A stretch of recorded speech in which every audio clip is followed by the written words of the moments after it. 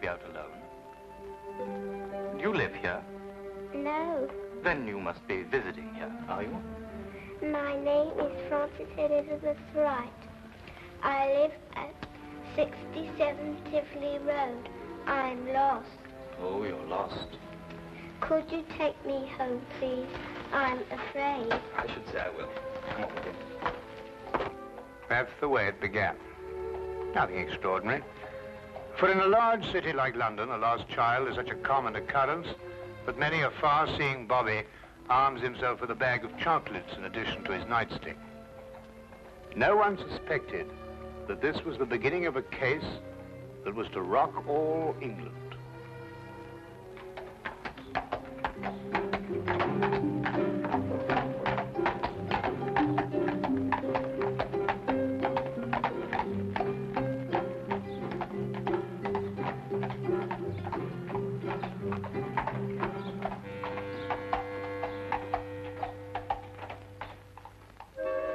All right, if you insist.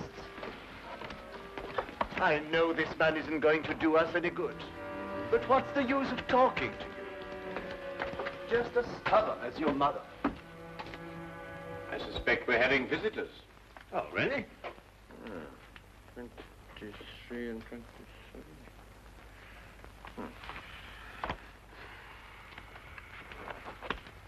Come along, Nebuchadnezzar. I don't think you're quite dressed to receive attractive young ladies.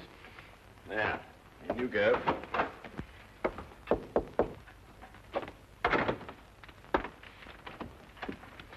Won't you come in? Mr. Holmes, Sherlock Holmes. At your service, sir. Martini. George Martini is my name. This is my daughter, Margaret, who is of the stubborn opinion that you can help her. It will be a privilege, sir. Oh, may I introduce my very good friend, Dr. Watson? How do you do? How do you do, sir? Oh, yes. Won't you sit down?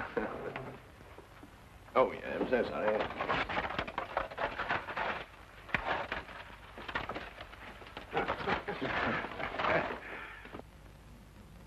How can I be of any assistance to you? This is rather a confidential matter. Oh, yes, yes. Dr. Watson is both his soul of discretion and my invaluable colleague in all my cases, especially the more delicate ones. I see. Well, there's this fellow, Richard Trevor is his name, who's been courting Margaret here. A sly one, if I ever saw one. I could tell by the shape of his ears, and the fact that he belonged to that upstart Shield and Castle Club. There was nothing wrong with his ears. They were beautiful, both of them. Nevertheless, he gave her the impression that he was going to see me last night and ask for her hand in marriage.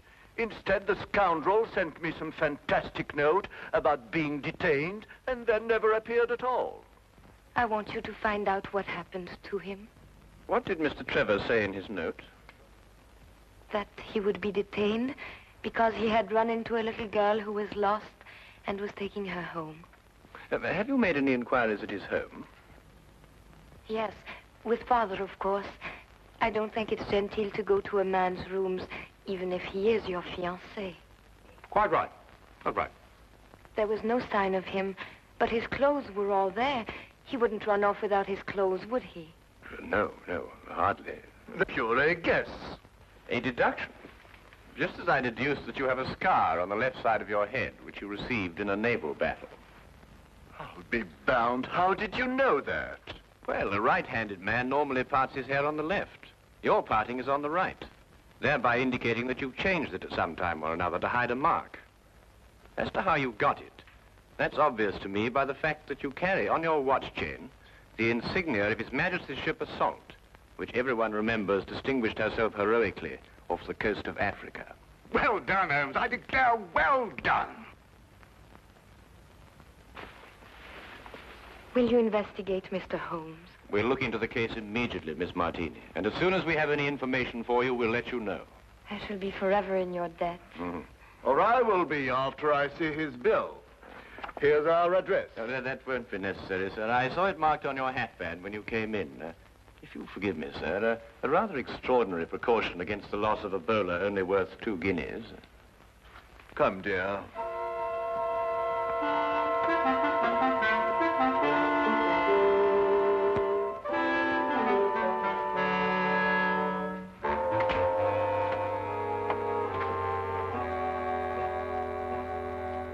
Not long after moving in with Sherlock Holmes, I had come to the conclusion that his mind was as organized as his housekeeping was not.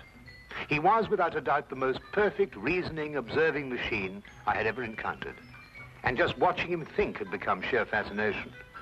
I tried to put myself into his brain now and deduce what had happened to the missing Mr. Trevor. Did it occur to you he might have had an accident and even now be lying in a hospital at this very moment? You, being a doctor, would think of that. But if that were the case, surely the hospital would have informed someone by now. Maybe he skipped off and left her then. There's no guarantee he won't come back for his clothes or have them sent on to him. I'd grant that if he hadn't sent that note. A man deserting a girl isn't likely to send a note at all. And if he did, he couldn't conceive, as Mr. Martini put it, of such a fantastic one. The case is more than complex, Watson. And when we solve it, we shall also know what became of the others. What others? Oh, Watson, would you pass me my tobacco pouch? Well, where is it? It's in the toe of the Persian slipper, under your chair. All right. There you are. Oh. Thank you, Watson. Now, what others? Well, it's come to my attention during the past 2 weeks that 7 men have disappeared, totally evaporated from the face of London. They had no reason to run away, every reason to stay. Trevor fits perfectly into this fabric. You mean then that there's more in this than just the disappearance of that young lady's fiancé? Unless you accept 8 consecutive coincidences. Could you accompany me this afternoon? Where? To the last place where Trevor must have been before he met the little girl. But you don't even know where that was. I'd say it was the upstart Shield and Castle Club. Why there? Well, if you were about to confront a man like Mr. Martini to ask for the hand of his daughter in marriage, what would you do first? I'd probably have a couple of stiff drinks first. And if you were a member? At the Shield and Castle Club, eh? By Jove, Holmes, of course. That's just what I would do. You see, Watson? You've been of invaluable assistance to me already.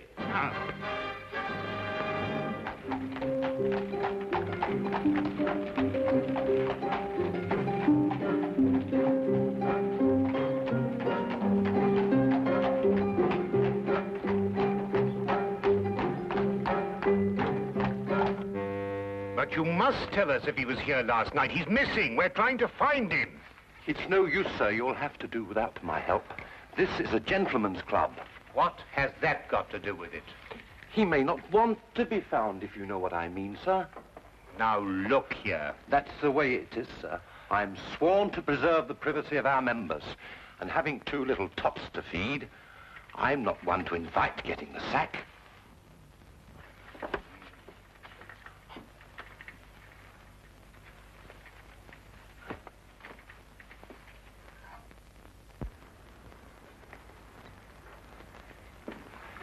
I say, where have you been? This is meant to be your case, you know, and I've been doing all the investigating. Yeah, do you know that Trevor was here last night? How do you know? Well, to my utter amazement, one of my keys fitted the door to the office. I went through all the chits and found one signed by him. It's just as you thought. He boasted his courage with the aid of stimulants from the bar. Do you mean you've broken into the office? Do you want to have us arrested? Us? Yes, by keeping the barman occupied, you served as my accomplice. Now, really, Holmes, you've gone too far. Now, the thing to do is to find the carriage that both Trevor and the little girl took. How do you know they didn't walk? Well, if she lived near enough to walk home, is it likely that Trevor would have sent a message saying he was going to be detained? What extraordinary reasoning. Not extraordinary at all, my dear fellow. Really quite ordinary. Oh, what on earth do you think you're doing, mate?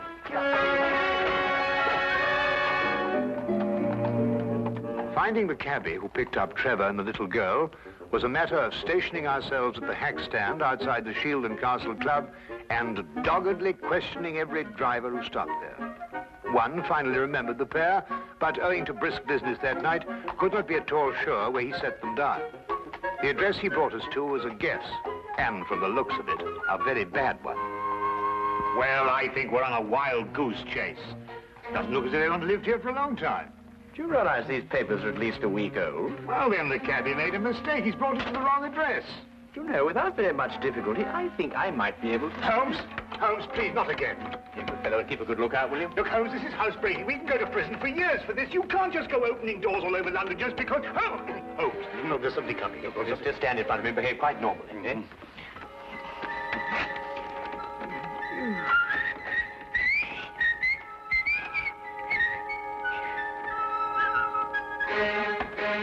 What's the normal behavior for housebreaking?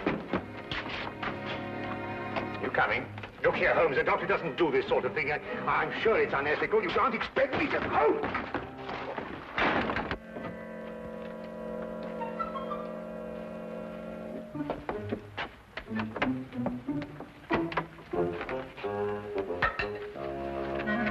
What are we looking for? I'm not quite sure yet.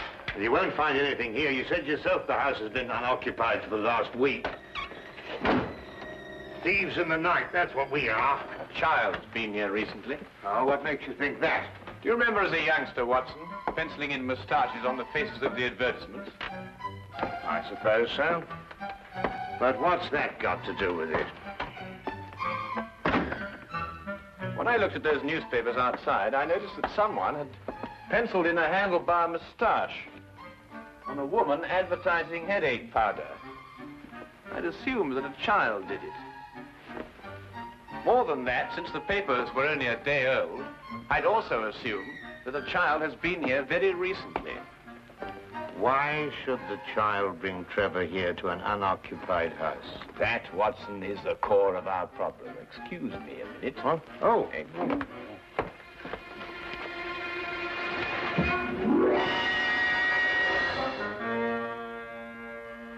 Good heavens!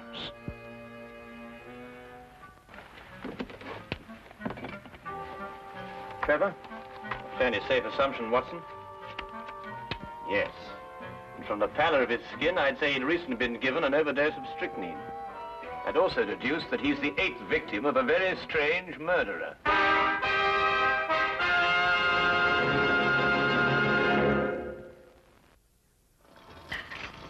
Dash the tea, Holmes. I'm waiting for some word from you. About what? Well, about the murder. Ever since we got back here, you've behaved as if nothing had occurred. And yet I'd wager anything that you're hot with some theory as to who's done it and why. I'm afraid we've run out of Indian. I think we've got some china, if I can find it. My guess is it's a cream passionel. Are you ruling out the robbery motive? Trevor was left without a shilling. Oh, that's just some sort of a smokescreen. After all, she... Good heavens, Holmes, what on earth do you think you're doing? Look, snake poison. Oh, no, don't be silly, Watson. It's China tea. Disregard the labels. I ran out of tin. Here, are you sure? Yes, I stake my reputation on it. You'll get to you, that is. Rather late for a caller. Good evening, Dr. Watson. Hello, Sergeant. Ah, hello, Wilkins. Good evening, Mr. Holmes, sir. I've got a message for you, sir, from Inspector Lestrade. A welcome addition to the day. A message from the good inspector. We've found another corpse, sir. It was in an empty house in Hammersmith this time. The facts are still the same. Robbery and strychnine poisoning. Oh, is he one of the 7 who disappeared lately? Yes, sir. How did you know? Well, I suspect that the other 6 will end up in unoccupied houses before very long. I think you'd better carry out a search in every unoccupied house in London. But this is July, sir, and everybody's away on holiday. The number of empty houses must be hundreds. Well, it's that, or wait until September, when everyone comes back and finds his own corpse. It'll be a very unfortunate situation for the good inspector. To say the least, sir. I'd better give the inspector your advice, sir. Yes, you must let us know what he says. That might be rather embarrassing. Good night, Mr. Holmes. Good night, Doctor. Good night. You know, Holmes, you were right. Trevor's disappearance was linked with the other 7. But what kind of fiend can be at the bottom of it? Well, we'll know more about it when we return from Brighton. Brighton? Yes, unless you'd rather not pursue this any further. There's a 6:10 train leaving in the morning. 6:08. Why Brighton? Because that's where R.J. Cookson lives. The place is R.J. Cookson. He's the man who owns the house in which Trevor was killed. How on earth did you find that out? Oh, no, never mind. It is tea, isn't it? Yes. Oh, I thought it was.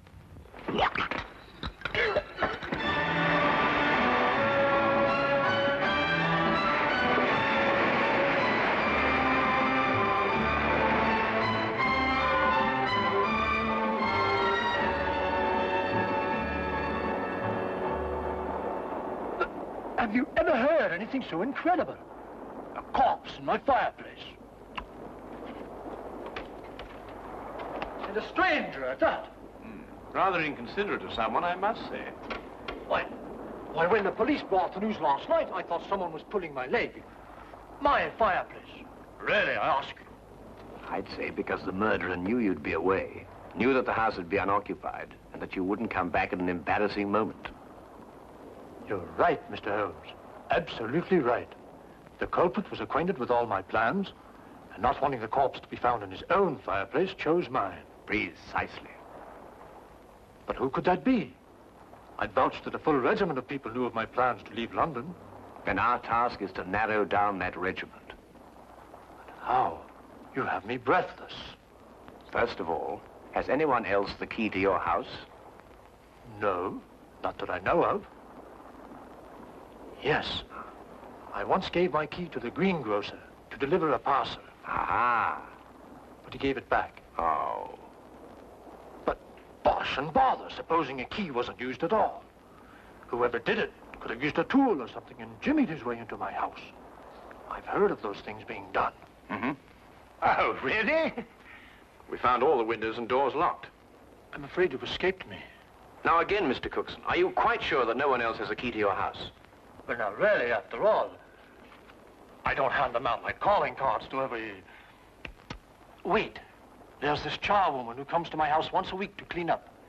But, oh, no, she couldn't hurt a fly. Well, what's her name? Mrs. Enid. But really, she couldn't be less harmless. She's 60 years old if she's a day. You take her for your own grandmother. Yes, but you know if she has a daughter? Daughter? Well, now, really, a woman of 60 isn't bound to have a little girl. Well, what about a niece or a granddaughter? Granddaughter. Now that I think of it, she does have one. About 7 years old. She recently came to live with her. Where does Mrs. Enid live? I have her address if you please. Sorry. Right here in my trousers. Do you really think it could be the old woman? Well, a charwoman has the ability to go anywhere in London. Ah, yes. Wait. 322 Radcliffe Way. 322 Radcliffe Way. To look at her, you'd never think she could hurt a fly. You'd take her for your own grandmother. Poison murders? No. Impossible, Mr. Holmes, impossible. Oh. Grandma, must we play the game tonight? Of course. Don't you like playing it? I don't like staying on the street alone. It'll only be for a little while. You'll find someone to bring you back, and Grandma'll have company again. What happened to the last company we had? Oh, he went home after a while. But come on, let's say it. Where do you live? At 67 Tivoli Road. No, that was the last place. Your address is now 120 Claridge Street. I forgot. All right. Now, come on. Let's say it again. Where do you live? At 120 Claridge Street. And again? 120. What do you think, Holmes? Well, we'll know definitely in an hour's time. Come on.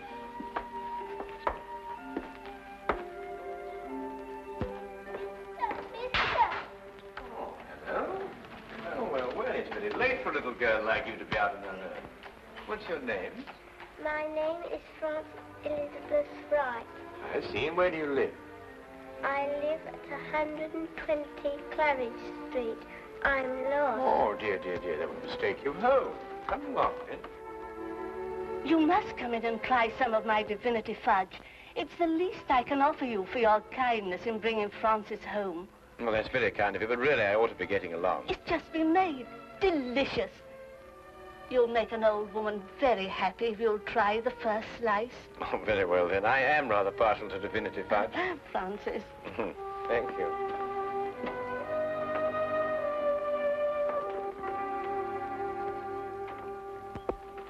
Now, come and sit right here at the table. Thank you. Now, say good night to the kind gentleman, then off to bed. Grandma, you never let me stay up with the company. That's because little girls must have their sleep. But now we've met the gentleman, perhaps he'll come again in the daytime. Will you? I should love to. Good night. Good night. Good night, birdies. Isn't she a lovely girl? And she'll grow up into a beautiful woman and have a life of ease. Yes, that's the important thing. A life of ease. Time to enjoy the world and... Here, you're waiting for some fudge, and I'm prattling away.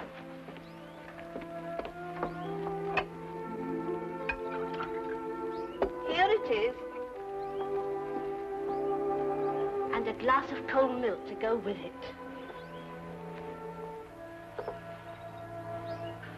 Won't you join me? Oh, no. My doctor would never permit it. I only prepare this sort of thing for people who drop in, like you.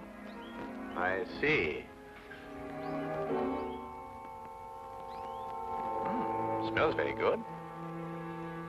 If I have one speciality, it's divinity fudge. You'll find it heavenly.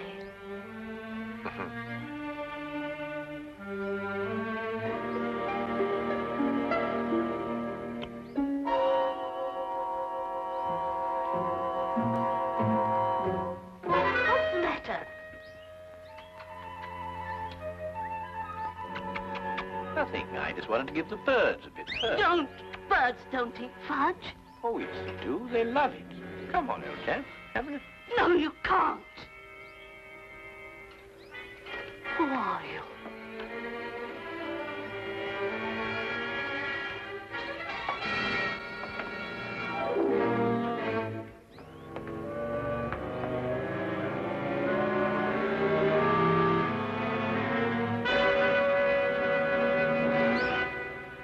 I'll take that, Mrs. Enid. Thank you.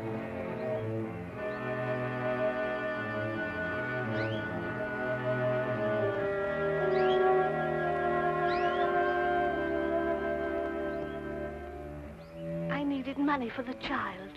That's why I did it. I didn't want her to grow up into a tired rag of a charwoman. I wanted her to have a life of ease and the things I've seen other people have. You understand? Yes. Will she be taken care of?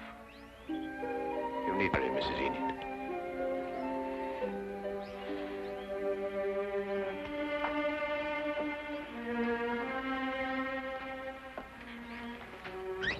I wish now I hadn't tried to poison you. You might have visited us again as you promised, and we'd have been such good friends.